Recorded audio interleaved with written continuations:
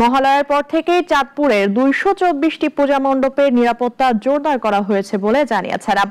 মঙ্গলবার সন্ধ্যায় শহরের কালীবাড়ি মন্দিরের পুজো মণ্ডপ ও প্রতিমা তৈরির স্থান পরিদর্শনের সময় একথা জানান র্যাব ১১ কুমিল্লার কোম্পানি অধিনায়ক মেজর সাদমান ইবনে আলম।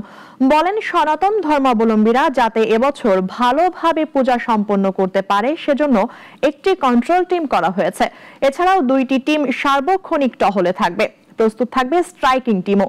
যে কোনো অপ্রীতিকর পরিস্থিতি এড়াতেই র্যাবের এই তৎপরতা বলেও জানিয়েছেন তিনি।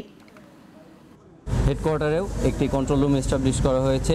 সেই প্রেক্ষিতে আমাদের টহল কার্যক্রমও জোরদার করা হয়েছে। চাঁদপুরে ২২৪টি পূজা মণ্ডপে এই বছর পূজা অনুষ্ঠিত হবে। এখন আমরা মূলত যে স্থানে প্রতিমা তৈরি হচ্ছে সেই স্থানের নিরাপত্তা সম্পর্কে বেশি জোরদার পেট্রোল চলমান রেখেছি। চাঁদপুরের জন্য মূলত 2টি টহল রেখেছি এবং একটি স্ট্রাইকিং রিজার্ভ হিসেবে আমার সাথে থাকবে। যে কোনো ধরনের ঘটনা ঘটার সাথে সাথে আমি সংবাদ প্রাপ্তির সাথে সাথে আমি যাতে মুভ করতে পারি।